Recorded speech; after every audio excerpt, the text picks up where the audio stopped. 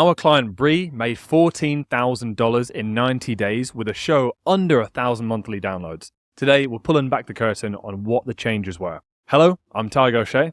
And I'm Anthony Winery. And in this episode, you'll discover how traditional podcasting strategies can keep smaller shows stuck with slow growth. Specific growth strategy that Bree took to 10x her audience working with us over 3 months. And finally, why high ticket is the best way to monetize a podcast with a small audience. So today we want to peel back the curtain on a big recent success story from the Get More Listeners Academy, our personalized growth and monetization podcasting program. Amen to that. Amen to that. So look, Anthony, where was Bree when she joined the Academy back in around April 2024? For Bree, she was getting less than 200 downloads per month before she actually started working with us. And for Bree, for herself, again, she was at it for about a year. So again, nothing too crazy, but a year in. At this point, she'd been working hard on our show, hosting content consistently, promoting everyone on social media, as well as interviewing high-profile guests. Now, to be honest with you, Tug, this is basically the typical way that we see most podcasters try and grow. There's a typical path that we see people go down. Right, exactly. And it's funny because this is what we see so often. This is what most podcasters will default to, because we see a lot of podcasters land big guests and host guests and do these certain things. And it works if you're a big podcaster, and it might work if you are already really established and people are coming to the show for you specifically. Because that way people are already going to buy from you no matter who you're interviewing or no matter if the focus is on the guest. For small independent podcasters, it's a lot harder to ever really get to a good point when you can monetize, particularly as an online coach this way, when you are so focused on guests and when it's an interview show where you're not really positioned as the authority. That's very true, man. I think this is kind of, again, a pattern we see time and time again. Now, yourself, if you're currently in this position where you've been at podcasting for, let's say, a couple of years now, 1, 2, 3, maybe 4 years, who knows, right? And you're wondering, I am posting consistently on social media, I am getting amazing guests on, I'm producing incredible content, you most likely are, but podcast isn't growing. That's where Bree was, and she kind of felt stuck. Specifically, especially when she weren't really getting that many downloads and definitely wasn't making any money.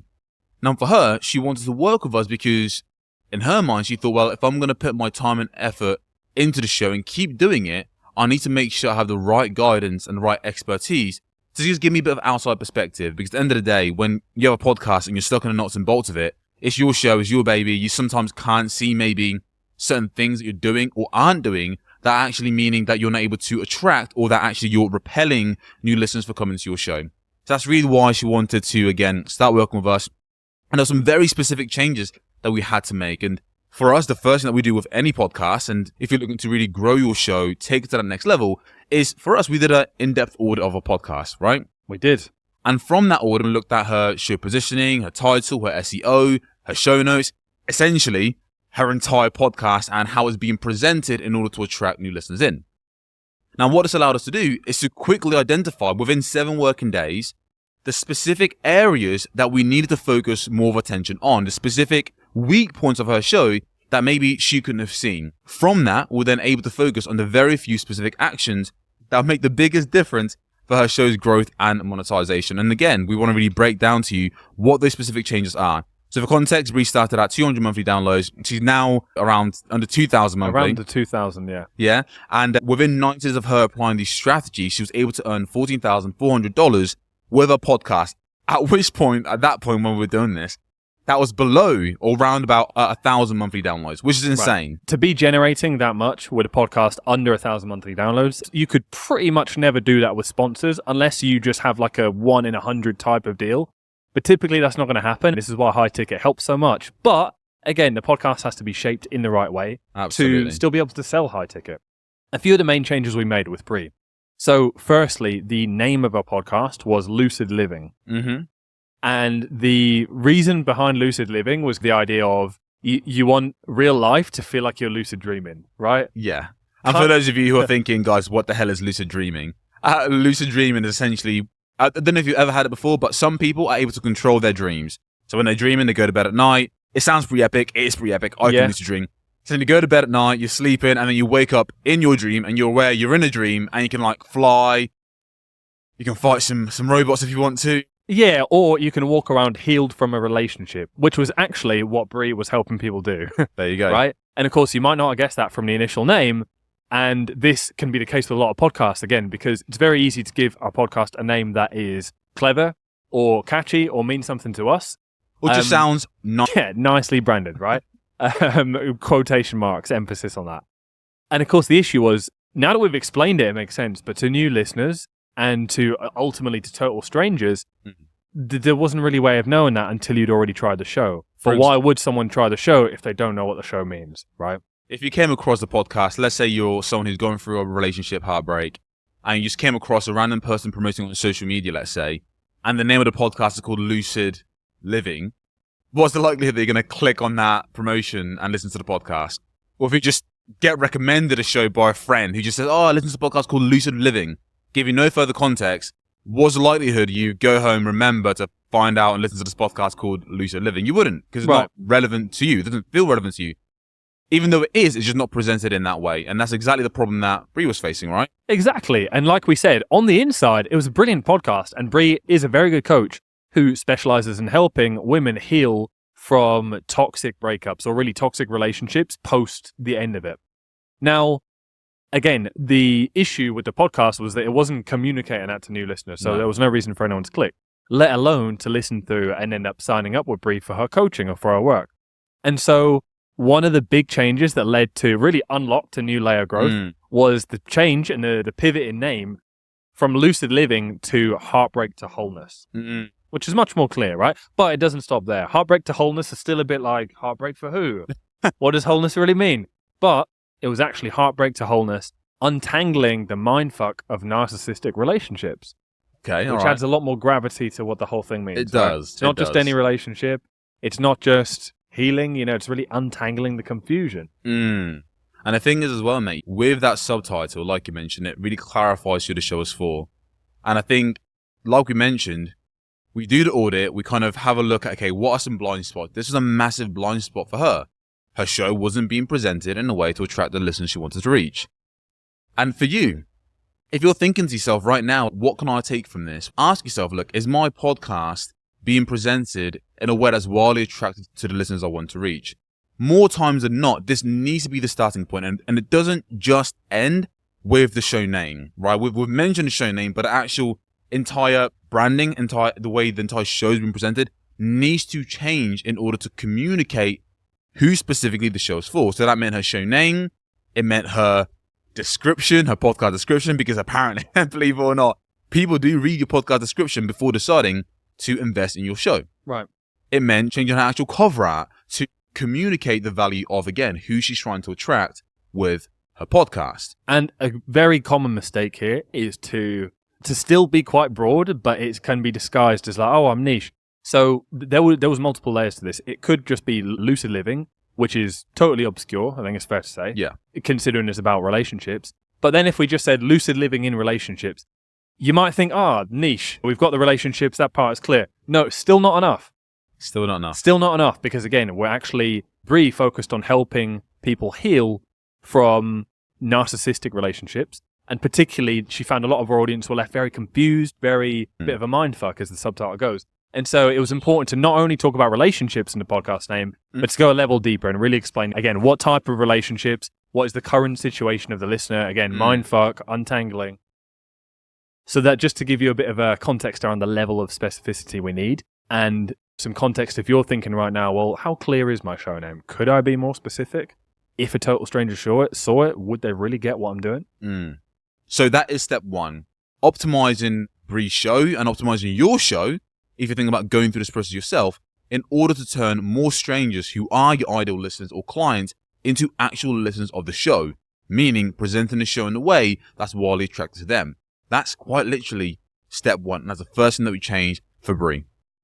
So from here, great, we're now turning more strangers into listeners. Fantastic. That's amazing.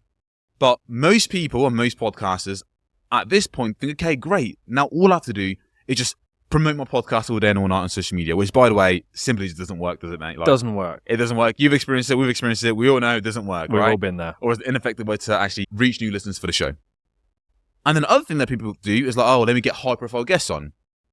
And the mistake here is kind of jumping straight to the idea of, let me get more exposure for my podcast, rather than thinking what needs to happen in order for my podcast to grow. So firstly, we have to turn a stranger into a listener. Secondly, we need to have a system built into the podcast that actually keeps that listener coming back for more. You've done all this hard work, right? Yep. So why would you let them go once they've listened to the first episode? So again, we have to optimize the show to keep more of those listeners binging your content, hooked on what you have to deliver. And how do we do this, Doug? So how do we make sure that, again, we have the system in place in order to keep those people coming back for more?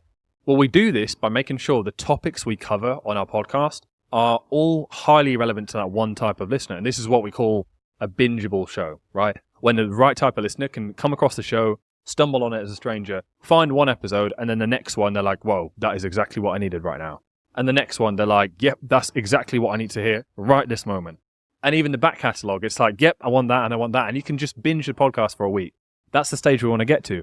And that doesn't happen without two things in place. Number one, we need a certain level of consistency with quality and with what listeners are getting. And this is where solo episodes really come in handy, because you have complete control over the flow, over the agenda. All guests have different things that they want to talk about. And then the other thing is, again, thinking critically about where your current listener is, where they're trying to get to, and making sure every episode meets them where they're at. And in Bree's example, again, we mentioned the listener is gone through a breakup and now starting to heal. If Bree was dropping episodes left, right, and center about what to do when you're 2 years into a relationship, or what to do when you're on your third date, it would alienate some listeners, and therefore wouldn't be a bingeable content strategy.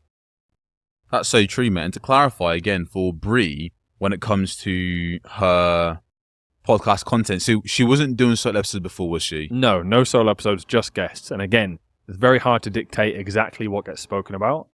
It's also hard to be the authority and really shine through as the coach to exactly, them, right? Which is another point. So for her, again, she was interviewing other guests. Amazing, great. But she wasn't generating any leads or clients for her business because of what reason Tug mentioned. She wasn't positioned as the authority. And later on, we'll break down where this fits in terms of monetization, because it plays a huge role in her generating $14,400 in 90 days after applying these strategies. So at this point now, we have one, a show that's been presented in the best way possible to turn more strangers into listeners. Number two, we've created a content strategy in order to not only just attract the right people, but to keep them binging the content. It's quite literally impossible to grow your podcast if you can't keep listeners coming back for more. You can do the maths. But it is so easily skipped over as a step. Basically, always skipped over as a step, right? So that's the second piece, getting those listeners coming back for more. So far we've covered that we went from branding the podcast as something a little obscure to what Bree was actually doing, to clearly communicating who the podcast is for and what it does right there front and center in things like the show name and everything that comes from it, such as the cover, description, etc. We put a huge focus on making sure that two things were present in the content. Number one, every episode was linked and was for the same person at the same time in their journey, in this case, journey in relationships. And secondly, that the majority of the value was delivered by Bree, and she still had guests on and had great conversations, but she was also doing a lot more solo episodes to make sure that her listeners were seeing her as the main expert, not the guest. And when we got all those two things in place, guess what happened? She started signing more clients. So whether that was people checking out our website from the show notes, whether that was people taking her calls to action directly on the podcast, whether that was more people seeking her out on social media, she started to really gain the top of mind and the attention from her listeners. And what she found was that even before she was really expecting to monetize and really going out there all guns blazing, i.e. calls to action to book a call or anything like that, she was just getting people knocking at the door and showing interest organically, which is a beautiful thing, again, when you're still not even at 1,000 downloads a month. Agreed.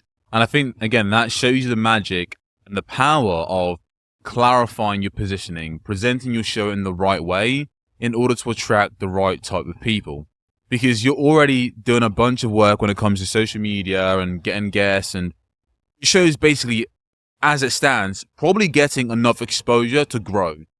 The issue is you're most likely missing the two first steps we spoke about, which is optimizing the show to turn more strangers into listeners, and optimizing your content strategy to make sure that when listeners discover your podcast, they keep binging. Like we mentioned in some of the additional bonuses, when it comes to solo episodes, we really encourage her to prioritize that over guest interviews, because then she's the one providing the value to her audience, they're building the like, know, and trust with her.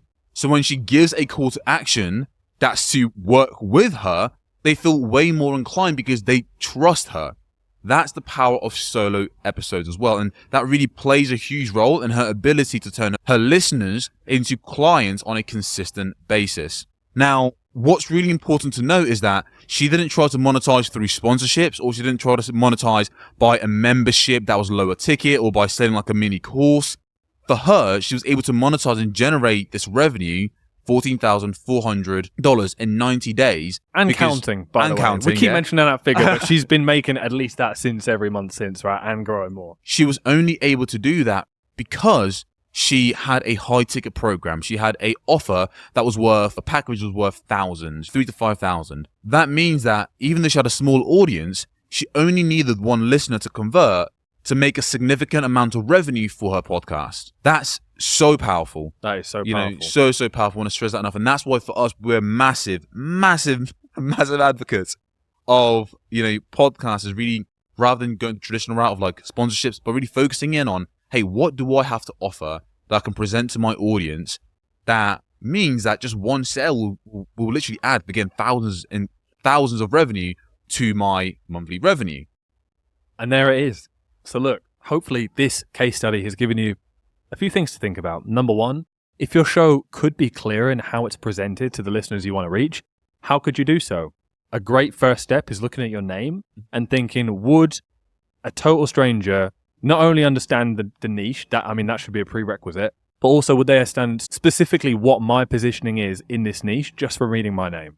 Yeah. Right? And if not, then there's time to make a change. Are my episodes created intentionally to keep the same person coming back for more, or are they all over the place within an umbrella niche, and therefore some are for some people, some are for others? Actually, I'm stopping that recurring listenership. And thirdly, if you are an online coach, a service owner, an offer owner, a service provider, and you only have guests on your show, you don't do solo episodes, is that really the best vehicle for you to hit your goals by using your podcast to position you as an expert?